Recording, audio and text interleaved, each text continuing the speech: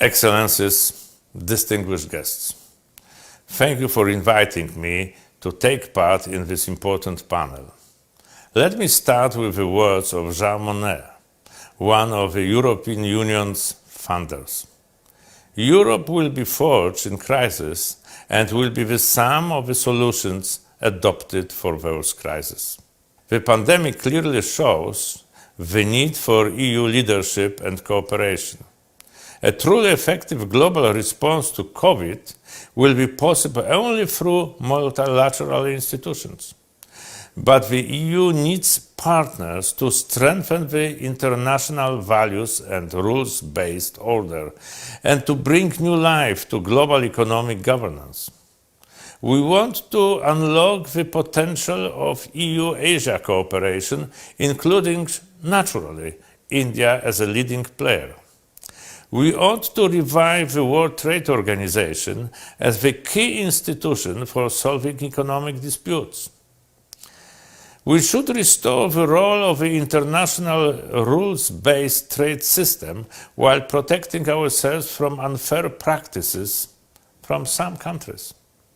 Moreover, both the EU and the United States want a new transatlantic opening. Poland is an ardent supporter of this bond as the backbone of EU strategic outreach. Efficient regional integration complements our efforts to make the EU stronger. We attach special importance to the Free Seas Initiative, which has facilitated cooperation in the recent years, despite strong economic headwinds. Also, the Visegrad 4 remains vital for pursuing Central Europe's goals and promoting our vision of a democratic and competitive EU. Ladies and gentlemen, the key challenge today is the fragmentation of the world order, especially for Europe, who put so much effort into building friendly relations after the fall of communism. Today, we risk a new division. First, there are actors who try to create an alternative international order. They question democratic values and international law and impose a logic of confrontation. Still, we reject the idea of international relations as a zero-sum game. A pluralistic and democratic approach is our strength, for example, in our relations with China. EU members may differ when it comes to some aspects of our relations with China, but the final result is always a product of an EU-wide consensus. Reciprocity is one of the key rules in contemporary international relations. To date, China has gained a lot from the EU's attachment to the principle of free trade and economic openness. There is no other way forward than pursuing a level playing field. We have one basic rule in Europe. We keep our word and we fulfill our contracts. We expect others to do the same. Ladies and gentlemen, in times of crisis, the EU is in a unique position to shape the global agenda because it is statutorily empowered to promote multilateralism, human rights, and democracy. This is where our strength comes from, and this is why we are obliged to act. Thank you.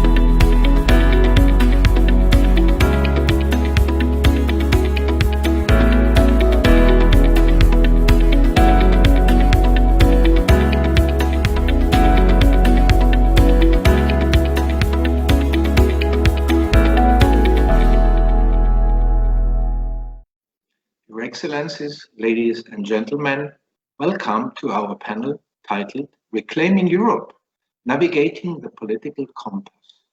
We could also have used a more provoking formulation. Has Europe lost orientation? Our European Union, and I'm using our not only as a representative of Konrad Adenauer Foundation's Department for European and International Cooperation, but as a convinced European myself. Our European Union is based on important common principles, ethics, and values, which have increasingly suffered setback in recent times. Whether we look at Hungary or Poland, in the light of such common values that tie our European states together, the evolution seems to be detrimental. However, I urge everyone, ladies and gentlemen, to not be hoodwinked by these recent unfolding events, as the European Union was, remains, and will be our most successful achievement in promoting peace and prosperity in all our nations. European integration always moves forward through crisis. This is an expression you very often hear by politicians or European officials.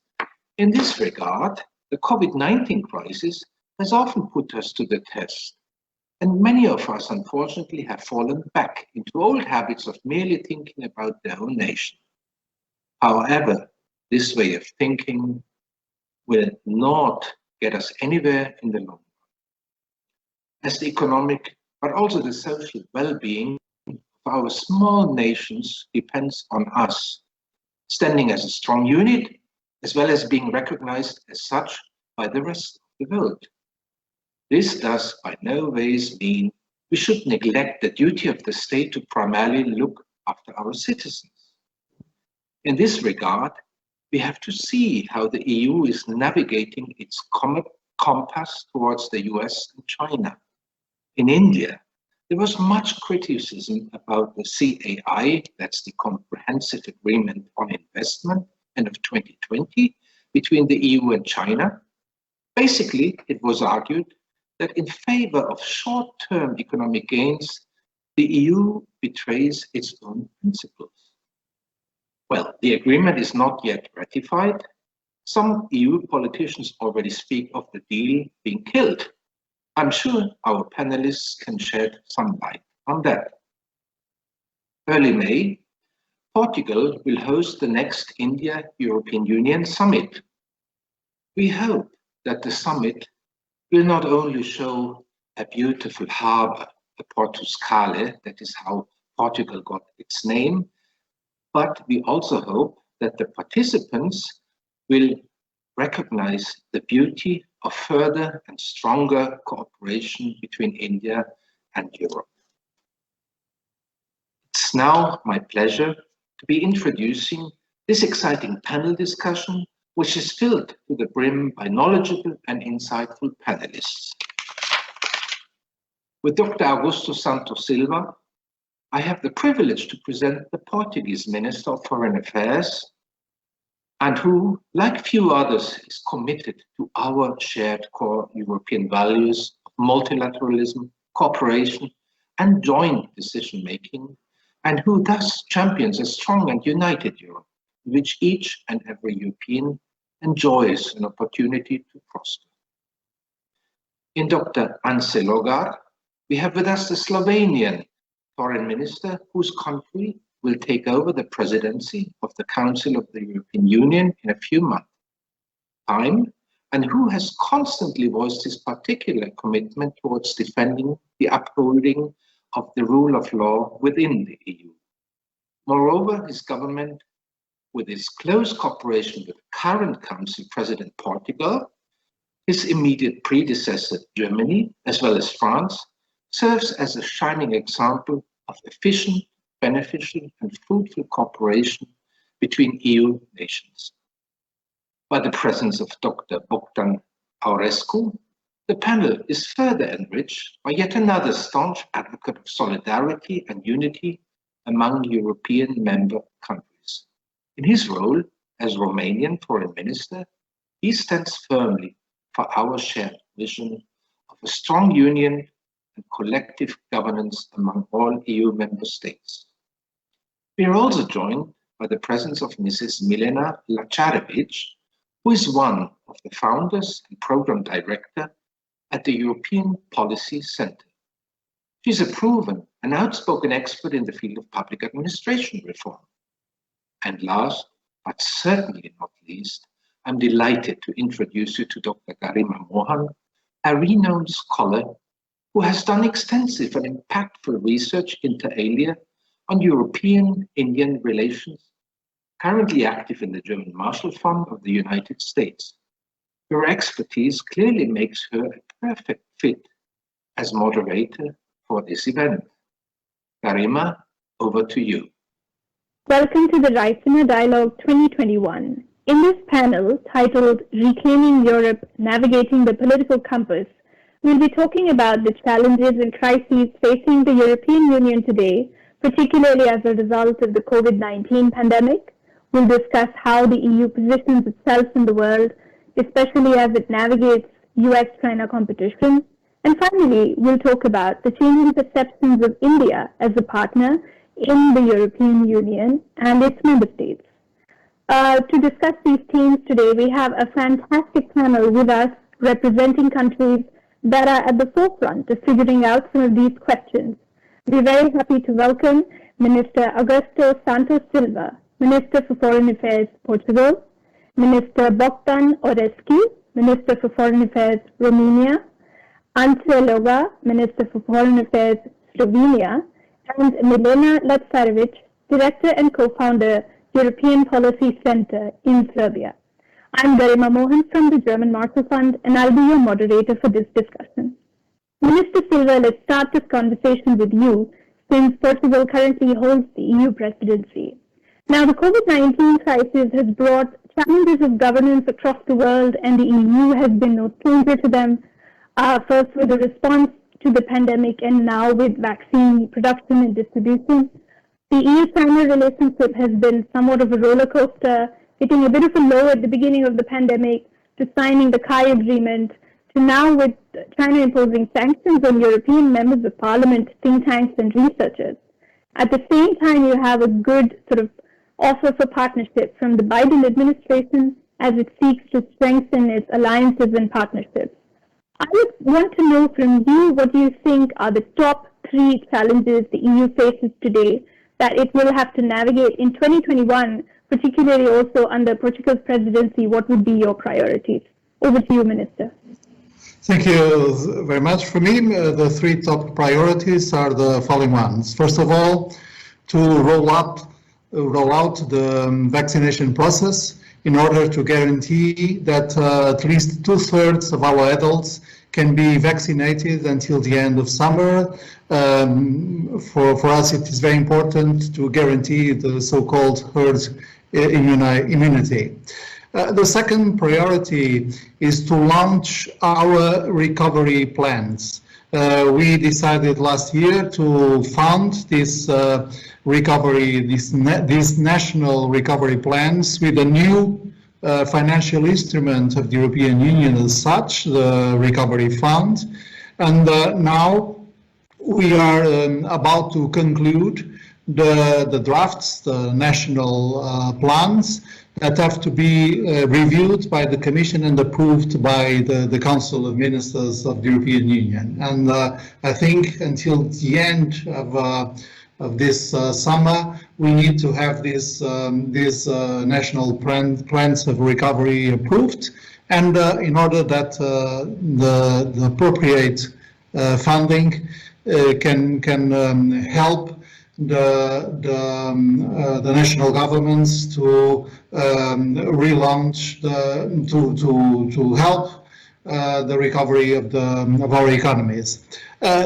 Our third priority in terms of external relations is to seize this momentum. We are living a new momentum with the Biden administration and its first decisions, and this momentum is the momentum of re-encounter between the closest allies in the world, Europeans and the Americans. So, and this is very interesting because from a political point of view, it's a kind of triangle, because since the United Kingdom exits the European Union this last year, we have now to think of this relation as a relation between three main actors: European Union, United Kingdom, and United States. Thank you very much. When you're talking about foreign policy priorities, may I ask you about India as well? Because under the Portuguese presidency, Prime Minister Modi will be meeting all EU 27 heads of state on May 8th in Porto. Now, as far as I understand, this is a very rare format used for meetings with countries, and India is in a privileged position. How did you decide to focus on India, both at the EU level as well as Portugal? Can you tell us about the changing European perceptions of India today? Yes, of course, I would be delighted to do so. Our aims are two. We have two aims in mind. The first aim is to get as comprehensive as we can envisage a relationship of Europe with all the relevant parties, all the relevant actors in the world. Traditionally, we have a strong relationship with Latin America. We have to improve it. Traditionally, we have a close relationship with our neighborhood, both in North Africa and in the Eastern Europe. Traditionally, we have a good relationship with Sub-Saharan Africa, but we have to pay more attention to Asia and to the vital Indo-Pacific region. But in order to have this comprehensive approach, we have also to be well balanced in this approach. And in order to have a balanced approach to the Indo-Pacific or to the Asia-Pacific region, we have, of course, to pay attention to our traditional allies in that area: Australia, New Zealand, Japan, Korea. We have to pay attention to the rising influence of China, of course. We have to pay attention to the Asian countries, but we have to pay more attention to India. India is 1.3 billion people. India is one of the most important economies in the world. India is the largest democracy in the world, and European Union and India have to have regular political dialogue and have to improve their cooperation in climate action, in connectivity, in digital, and India and the European Union, have to relaunch the negotiations on economic agreements, because agreements on trade and investment are very important pathways to develop this friendship and this proximity between these two largest democracies in the world. Thank you very much, Minister. Let's move to Minister Aurescu. I would start with the same question about challenges and priorities for the EU. How does it look from Eastern Europe, from Romania? Do you agree with what Mr. Silva has outlined? Well, I cannot but fully agree with what Augusto just said.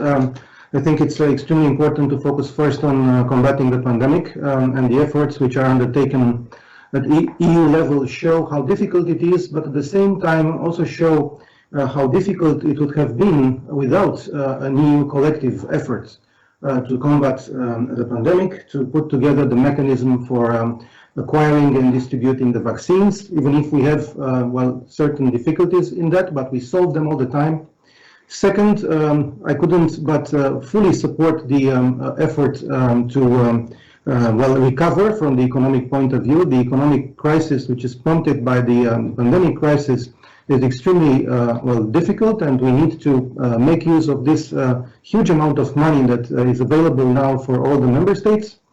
And we are looking forward to use this money as soon as possible. And this is yet another example of how the EU was able to put together a mechanism which is hopefully efficient, but at the same time has enough amplitude to cope with the very difficult consequences of the crisis. And also, I think it is important to take a look at the lessons learned after the pandemic, because the EU and the whole world, as a matter of fact, navigated through uncharted and very troubled waters. And I think out of this crisis, there is a number of important lessons that we have learned. First of all, how important multilateralism is, and an efficient multilateralism is one important goal that we should follow.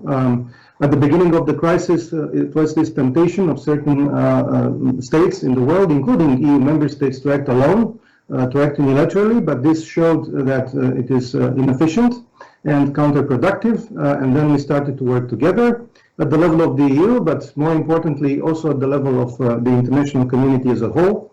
And the COVAX instrument is perhaps one good example of how we can work, but we can improve, of course, the efficiency of this mechanism and of other multilateral mechanisms. Then another important lesson that we learned is the relevance of improving our strategic resilience. Resilience means a lot. Resilience domestically, resilience at international level, including the resilience of our international mechanisms and our international organizations that we are part of. And this is another very important goal. It's resilience from actors which are not like-minded with us in terms of values and in terms of intentions of shaping our decision-making in foreign policy and security issues. And I think strategic resilience means also improving the transatlantic partnership. And I agree with Augusto that the new administration in Washington represents a very good opportunity for on one hand, redressing what was broken, and at the same time improving and adding more substance, more instruments, more mechanisms to this. But without international law and respect for and promotion of democracy and human rights and the rule of law, both multilateralism and resilience cannot be efficient. And this is yet another avenue that we have to follow. It was this temptation, or perhaps it was the pretext for some states to use the pandemic context in order to diminish the exercise of rights and freedoms. And I think this shouldn't be allowed by the international community, and definitely EU has a word to say about that, and to promote democracy and rule of law and human rights at world level.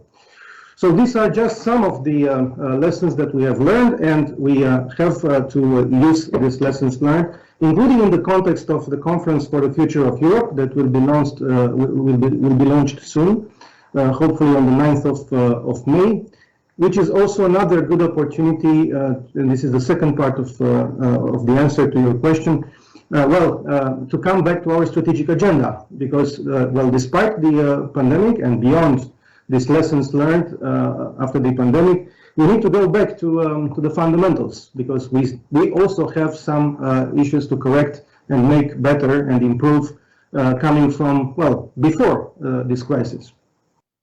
Wonderful. I like that you've given an optimistic outlook and lessons learned from the EU's experience of dealing with the pandemic, because it is unprecedented for states across the world. And when you speak of like-minded partners and the values-based foreign policy agenda, let me ask you about China. So our audience in India, of course, and across the world is quite fascinated by the experience of Central and Eastern Europe with Belt and Road Initiative, with the 17+1 format. Now, Romania has recently limited Chinese investments in core sectors like nuclear power and telecom, something that Western European countries are still struggling to do. And the 17+1 summit we saw had less than enthusiastic uptake this year. Could you tell us a little bit about your experience with BRI, how your relationship with China has evolved over the last year or so? Well, Romania has a pragmatic and at the same time a very principled approach as far as the relationship between our country and China. Because our action is based on our current international status. We are a member of the European Union, a NATO ally, and at the same time a strong strategic partner to the United States. And these are the golden triangle of our foreign and security policy. At the same time, our principled approach is about promoting democratic values, multilateralism, and international law. Starting from that, we see our relationship with China, which has a long history. We have more than 70 years of diplomatic relations and ample partnership for friendship and cooperation. This is the exact name, which was concluded in 2004. So we approach our cooperation with China in a realistic manner, given the current status of Romania and the international context. And we also, of course, act in line with the joint communication of 2019 of the High Commissioner, High Representative for Foreign Policy and Security Affairs of the European Union and the European Commission, or the other name is the EU-China Strategic Outlook, where China is seen both as a partner for negotiation, a cooperative partner, and at the same time an economic competitor and a systemic rival. So all these design a comprehensive and at the same time nuanced way the EU as a whole sees China. Now 17+1. 17+1 was designed as an economic cooperation platform. And it should stay like that. It should stay non-political, it should stay non-ideological. It is important to see what benefits we can get from this cooperation framework. Frankly speaking, for the time being, the concrete results for Romania are still to be seen, and we need a comprehensive analysis of what are the perspectives, concrete economic perspectives coming from this format.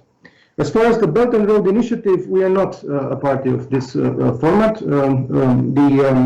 Interconnectivity projects which are designed within the Belt and Road Initiative do not include Romania. We are at present very much focused on putting to life the interconnectivity projects which are supposed to connect us from the economic and strategic point of view from the north to the south of the Central European and Southeast European region, also called as the Three Seas region. We are focusing, for instance, on two very important projects like Rail to Sea, connecting the Romanian port of Constanța to the Polish port of Gdansk, or Via Carpathia, which is a road connecting Poland to Romania as well, all through the countries which are in between us.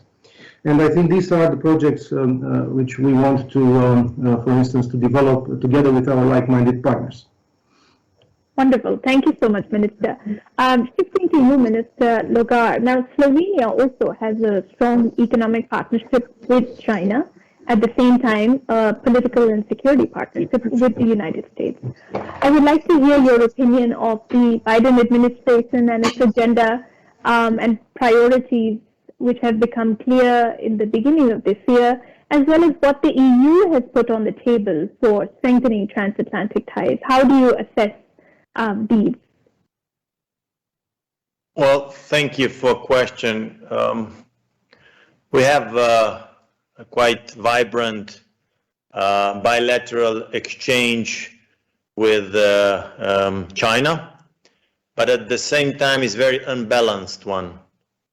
So we hardly export and we are importing vast amount of goods from China.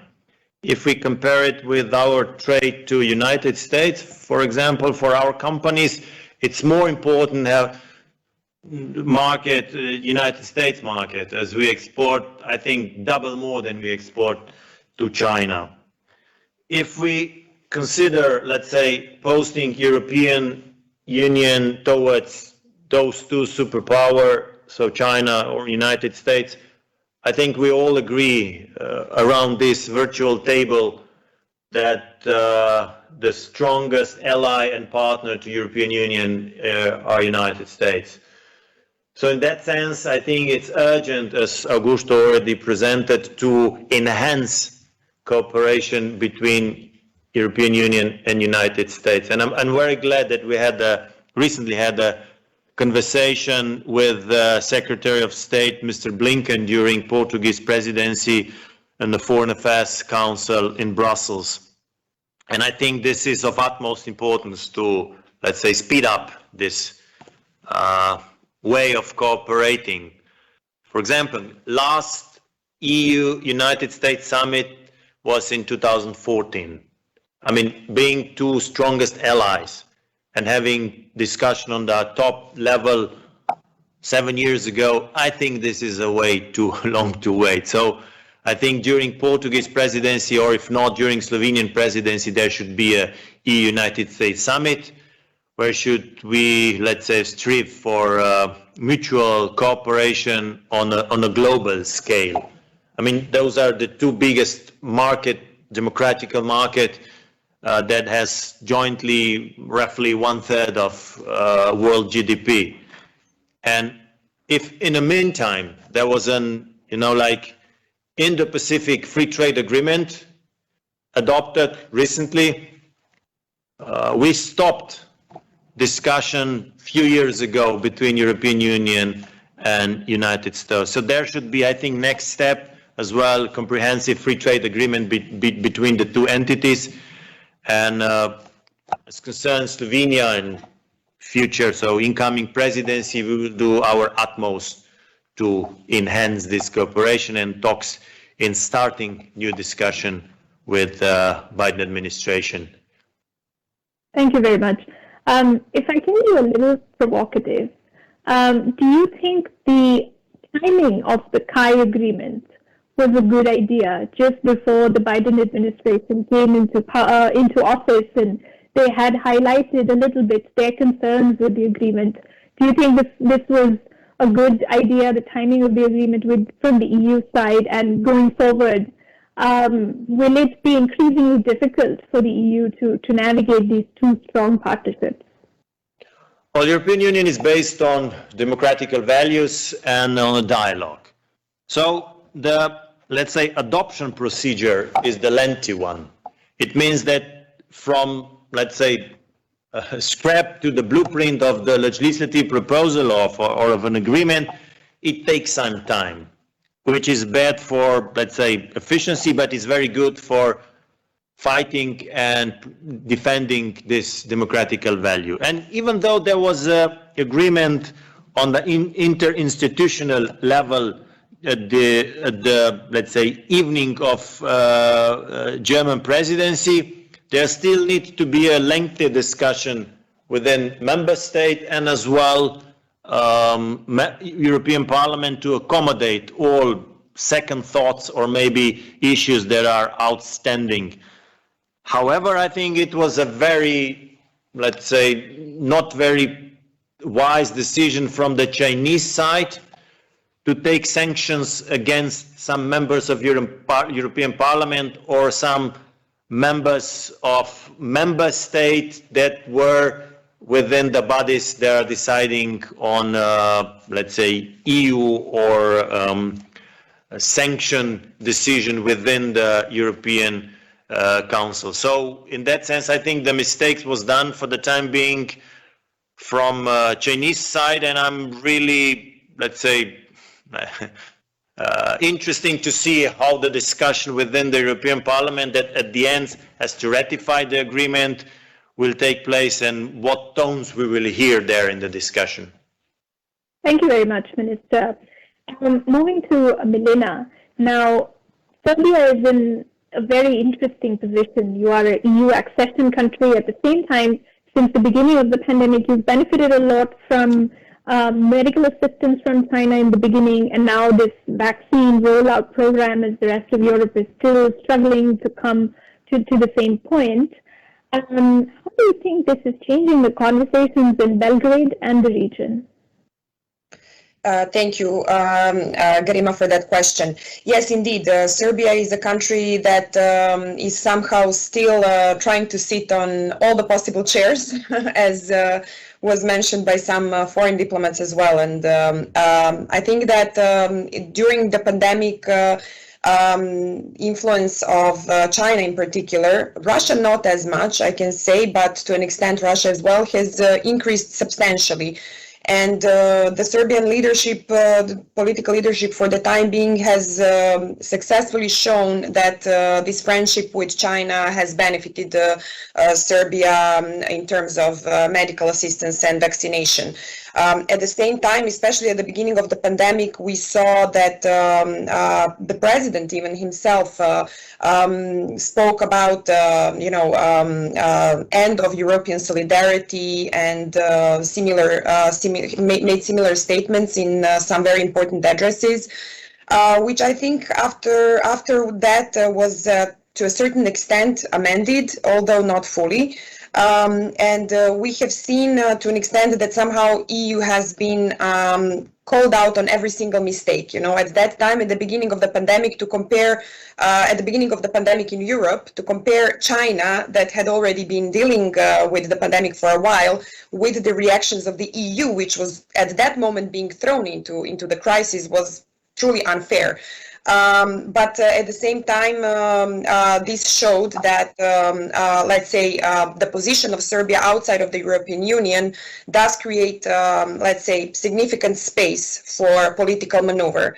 And here I'm echoing something that Minister Aurescu mentioned. He actually said that, Romania as an EU member country, as a NATO member country, does have to have a specific and very, very cautious and very structured relationship with China. This is exactly what Serbia and the Western Balkan region, to a large extent, although some of the countries of the region are already in the NATO, but this is what we are lacking. And I think that this is showing the importance of the European Union's geostrategic role and position in the region. I believe that the EU needs to become much more geostrategic in its relationship with the Western Balkan region, and Serbia as the biggest country of the region in particular.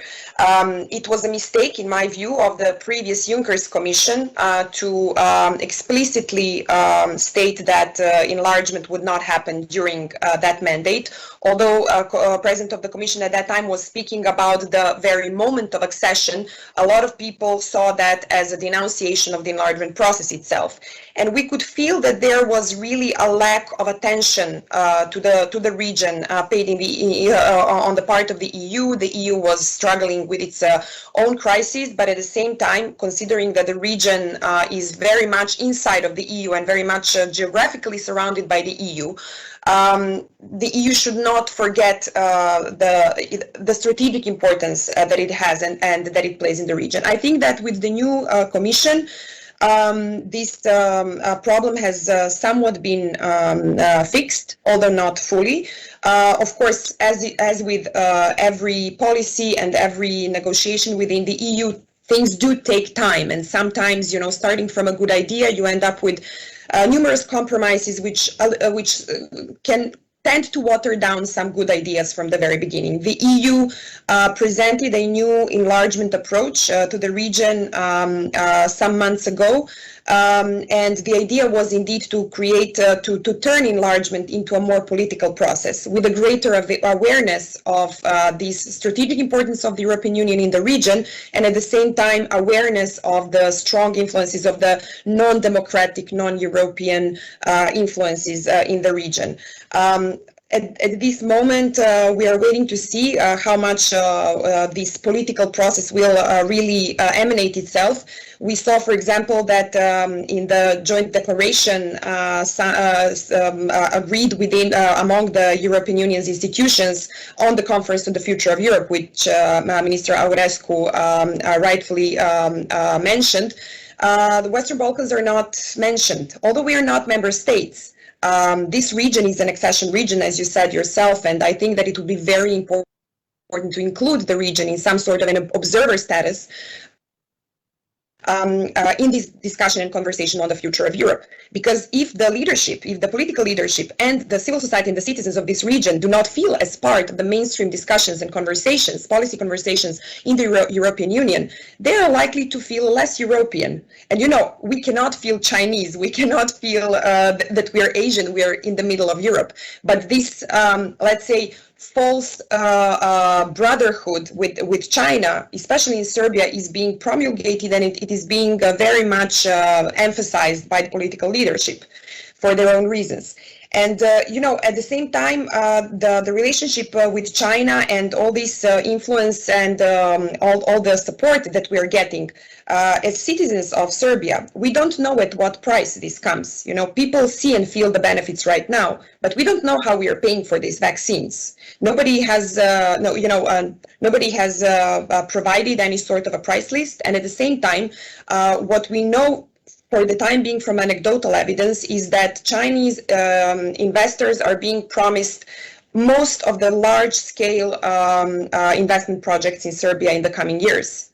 Now, I think I can bet, you know, that these kinds of investments will come at a price, and that in the end it will be the Serbian citizens who will be paying the price of these vaccines through those investments, which will probably be higher, more expensive, with the embedded corruption costs than, you know, if we had proper public procurement procedures for such investments.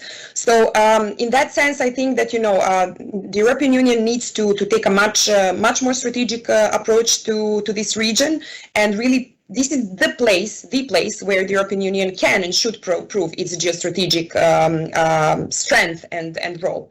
So let's see. I'm being optimistic still, and I think that the EU is learning on its past mistakes, although sometimes it is taking time and it is maybe being slower than we would want it to be. But I think that we can expect greater awareness on the part of the European Union. Great. Thank you so much, Milena. That was fascinating to hear this whole picture that you've painted of the debate in Serbia, and so our audience, particularly in India, has learned a lot from this. Speaking of the EU being strategic, final round of questions for all the speakers, taking a look at the time. I found it very interesting, the EU debate around the Indo-Pacific. So when the global strategy came out all those years ago, Asia was hardly mentioned, and now we're at a position where we have a debate about the Indo-Pacific in various member states, as well as the EU level. We would probably see Council conclusions in this month. I would like to ask all of you, what do you think of this development, particularly placing India in this context? Is there a renewed interest in engagement with India within your own countries? And how do you see the EU's Indo-Pacific approach? Is it seen as, you know, a region far away, or do you think it is high time the EU engages with this dynamic region? And maybe we can start in the reverse order with Minister Lokar. Yeah, thank you very much. Well, there's no vacuum in international relations. So the time when there's somebody moves out, somebody else can step in. Or at the same time, when ambitious grows, the one that has a potential can influence in the international relations. And definitely India, foreign policy of India now has much bigger, let's say, ambitions that, let's say, decades ago, which I think is good. And in that sense, it represents a very young and vibrant economy. And as, let's say, cards on the global poker game are changing again the sides, and as well in the situation where US Secretary of State is talking about techno-democracy and techno-autocracy, definitely we have a new regrouping in the world order. And especially when multilateralism has its own, let's say, downsize, it's time to find the new strategic partners. And India, in that sense, here plays a very important role. More or less, we share the same value. It's the democratic system. It's a big market. It is an ambitious administration, and in that sense, two, let's say, strategic partners can get together. In that sense, I think it's time for the renewal or revival of a relation between European Union and India. And for example, if I'm talking from the Slovenia perspective, from this Pacific side, in India, it's one of the most important market for us, and it's closer for our port Koper than, for example, China. And it's in a way natural trade exchange via to Europe as well from India. In that sense, we are more than interested to enhance our cooperation, and as well as European Union seek for, let's say, new partners in defending democratical values. India is very interesting interlocutors, and in that sense, we see like this cooperation between European Union and India as one of the future very intense and creative forum to find the solution for the better future. Thank you so much. Minister Aurescu. Yes, I fully agree with Anje. It's very important to see, India as a strategic partner of the European Union, and it is a strategic partner of the European Union.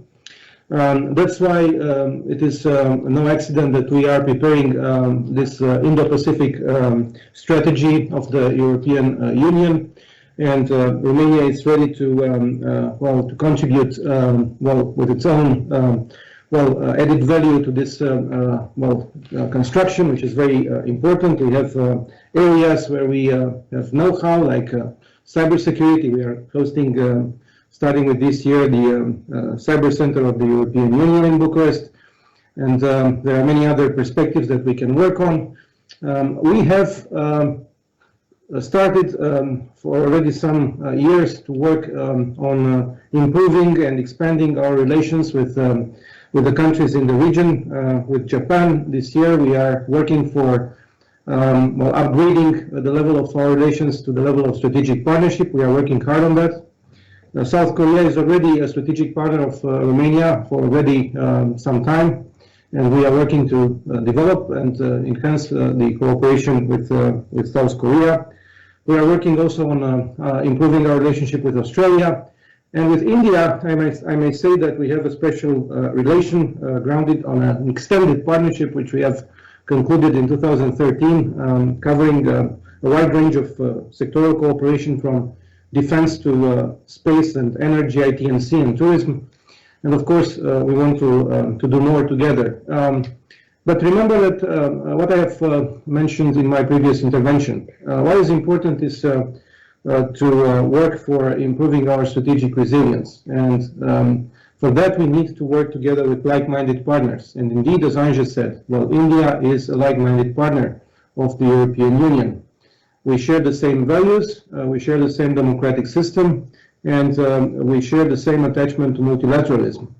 And these are very good bases for working together. That's why I'm looking forward to the benefits of of improving our partnership with India, and at the same time, the benefits of this strategy for the Indo-Pacific. Thank you very much. And Minister Silva. Thank you. Since I agree with my colleagues, I will be very brief, making just 3 points. The first one is our strategy is a comprehensive one. This is not a question of replacing, for instance, Latin America with India. It's a question of diversifying our partnerships and multiplying our interlocutors. Secondly, we need India to perform some of our main goals in global agendas.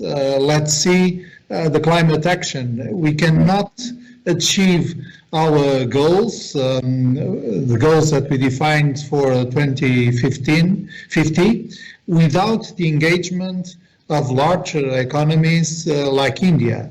Third, there are benefits that we can share. If we look at connectivity, if we look at digital technology, if you look at the human resources and the qualifications in technology, if we look to trade and investment, we see clearly what could be the mutual benefits of a Euro-Indian relationship.